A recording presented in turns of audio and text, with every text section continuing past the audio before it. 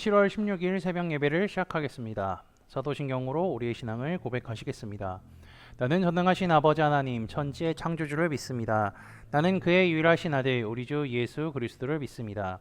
그는 성령으로 잉태되어 동정녀 마리아에게서 나시고 본디오 빌라도에게 고난을 받아 십자가에 못 박혀 죽으시고 장사된 지 사흘 만에 죽은 자 가운데서 다시 살아나셨으며 하늘에 오르시어 전능하신 아버지 하나님 우편에 앉아 계시다가 거기로부터 살아있는 자와 죽은 자를 심판하러 오십니다. 나는 성령을 믿으며 거룩한 공교회와 성도의 교제와 죄를 용서받는 것과 몸의 부활과 영생을 믿습니다. 아멘. 다 함께 찬송가 455장 찬양하시겠습니다.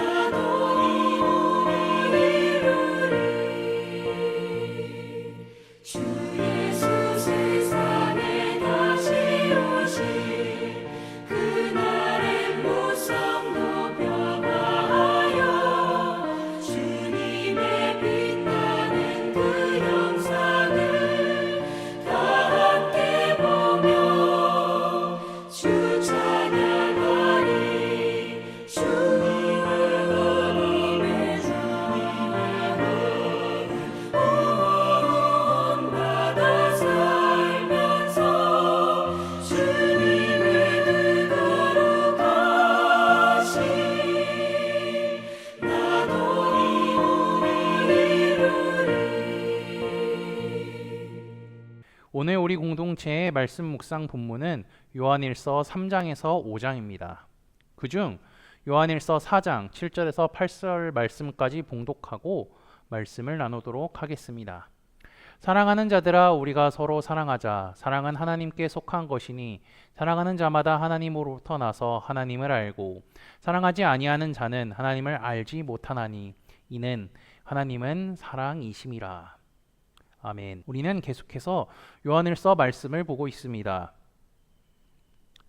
제가 어제 말씀에 요한은 사랑의 사도라고 이야기했죠. 요한이 입버릇처럼 사랑하라는 말을 했다고 합니다. 요한이 계속 이렇게 말할 수밖에 없었던 이유는 무엇일까요? 사람들이 진짜로 사랑하지 않기 때문입니다. 사람들은 머리로는 알고 있지만 실제로는 사랑하는 경우가 드물죠. 사랑하는 설교를 말씀을 우리가 듣고 나서도요, 뒤를 돌면 까먹는 것이 인간입니다. 오늘 말씀은 하나님이 사랑이시기에 우리도 사랑하라고 하고 있죠. 예수님은 우리에게 직접적으로 사랑을 보여주셨습니다. 지식으로만 알고 넘어간 것이 아니라 진짜 사랑을 말이죠. 그래서 요한일서 4장 9절은 이렇게 말합니다. 하나님의 사랑이 우리에게 나타나신 바 되었으니 하나님이 자기의 독생자를 세상에 보내심은 그로 말미암아 우리를 살리려 하심이라. 하나님께서는 사랑하는 우리를 위해, 사랑하는 나를 위해 독생자 예수님을 보내셨습니다. 그 예수님이 십자가에 달려 돌아가시고 우리의 죄를 용서해 주셨죠. 그리고 10절에 이어지는 말씀입니다. 사랑은 여기 있으니 우리가 하나님을 사랑한 것이 아니요 하나님이 우리를 사랑하사 우리 죄를 속하기 위하여 화목제물로 그 아들을 보내셨음이라. 하나님께서 우리를 먼저 사랑하신다고 하셨습니다. 우리는 그 사랑에 감사해야 하죠. 요한은 4장을 통하여서 하나님이 사랑을 먼저 보여주시고, 그래서 우리가 하나님을 사랑하는 것은 기본이요 형제를 사랑해야 한다고 합니다. 그리고 그렇게 사랑을 하게 되면 어떻게 될까요? 4장 12절에 보면요, 하나님이 우리 안에 거하시고 그의 사랑이 우리 안에 온전히 이룬다고 했습니다. 그리스도인은 예수님을 구주로 고백하는 자들입니다. 우리가 예수님을 구주로 고백한다는 것은요, 예수님은 나의 주인이요 구원자요 하나님의 아들이시요, 그리고 예수님이 곧 하나님이시라는 것을 모아서 집약해서 한마디로 하는 겁니다. 어제도 말했지만요, 하나님을 사랑하는 자들은요 형제를 사랑하는 자이기도 합니다. 요한은 거기에 한 가지의 내용을 더 추가합니다. 하나님은 사랑이시라. 사랑 안에 거하는 자는 하나님 안에 거하고 하나님도 그의 안에 거하시느니라. 사랑의 하나님을 이야기하면서 사랑 안에 거하는 자는 하나님 안에 거하고 하나님도 그 안에 거하신다고 하죠. 게다가 하나님을 사랑하는 자들은요 하나님의 말씀을 지키는 자이기도 합니다. 말씀을 지키고 순종한다는 것은 하나님을 사랑하는 자의 증거이기도 하죠. 하나님의 말씀을 순종하며 사랑하는 것이 진짜 하나님을 사랑한다면 그것을 해야 하는 겁니다. 요한이 말하는 것을 한마디로 요약하면요, 이렇게 설명할 수 있을 것 같습니다. 너희의 믿음을 굳게 지켜라. 아니면 믿음을 굳게 지켜라. 이렇게 말이죠. 요한은 왜 우리가 믿음을 굳게 지켜야 하는지 4장 17절에 이야기합니다. 우리로 심판날에 담대함을 가지게 하려 함이니. 요한계시록 말씀을 통하여서 주께서 다시 오실 때에 세상이 어떻게 될지를 알려주실 뿐 아니라 모든 사람들이 겪게 될 일에 대해 알려주셨죠. 그래서 주께서 다시 오셔서 심판하실 것이라는 사실을 우리는 잊지 않아야 합니다. 그리고 요한계시록의 말씀을 기억하면서 다시 오실 주님을 소망하며 살아야 하기도 하죠. 요한일서를 읽다 보면요, 요한이 이 요한일서를 기록한 목적에 대해서 많이 흔적을 남겼는데요, 그 중에 5장 13절 말씀에는 더욱 명확하게 쓰여 있습니다. 내가 하나님의 아들의 이름을 믿는 너희에게 이것을 쓰는 것은 너희로 하여금 너희에게 영생이 있음을 알게 하려 함이라. 영생이 있음을 알게 하려 한다고 하죠. 여기서 영생이란 단어 우리는 참 익숙합니다. 왜냐면요, 요한복음 3장 16절에 그대로 나와 있기도 하죠. 뒷부분을 외워보면 그를 믿는 자마다 멸망하지 않고 영생을 얻게 하려 하심이라. 요한이 말하는 영생은요, 우리는 계시록 말씀을 통해 확인할 수가 있습니다. 주께서 다시 오시고 천년왕국이 지나서 새하늘과 새 땅에서 누릴 것이 바로 영생입니다. 그래서 우리는 이것을 사모해야 하죠. 그래서 베드로후서 3장 13절에 베드로는 이렇게 이야기하기도 합니다. 우리는 그의 약속대로 의가 있는 곳인 새하늘과 새 땅을 바라보는도다. 자, 여기서 바라본다는 것은 소망을 한다는 것을 의미하기도 하죠. 그래서 우리는 주님의 약속의 말씀을 믿어야 합니다. 그래서 주께서 약속하신 새 하늘과 새 땅에서 영생을 누리며 살아갈 수 있기 때문이죠. 이 말씀을 기억하시며 주께서 다시 오실 날을 소망하며 하나님을 사랑하고 형제를 사랑하는 코너스톤 믿음의 형제자매들이 되시기를 주님의 이름으로 축복합니다. 다 함께 찬송가 309장 찬양하시겠습니다.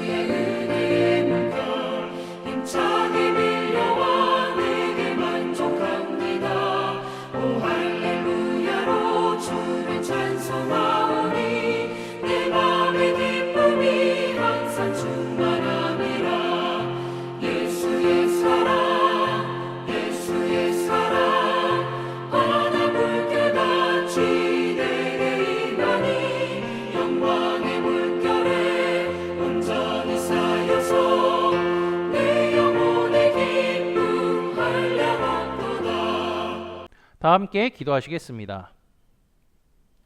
오늘 하루도 하나님께 찬양하게 하시니 감사합니다. 하나님께 예배하게 하시니 감사합니다. 우리의 입술을 열어 주님을 찬양할 수 있는 입과 오늘 하루도 살아갈 수 있는 건강을 허락하심에 감사합니다.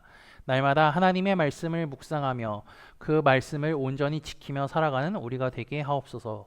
지난주일 말씀을 기억하며 기도합니다. 승천하실 것을 말씀하셨던 주님, 말씀을 이루시기 위해 예루살렘으로 향하셨던 주님을 우리가 기억하게 하옵소서. 주께서 승천하셨던 것을 본 제자들이 주께서 다시 오실 것과 약속의 말씀이 이루어졌다는 사실을 굳게 믿었을 뿐더러 복음을 전하기에 목숨을 다한 것 같이 우리들도 다시 오실 주님을 바라보며 살아가게 하옵소서.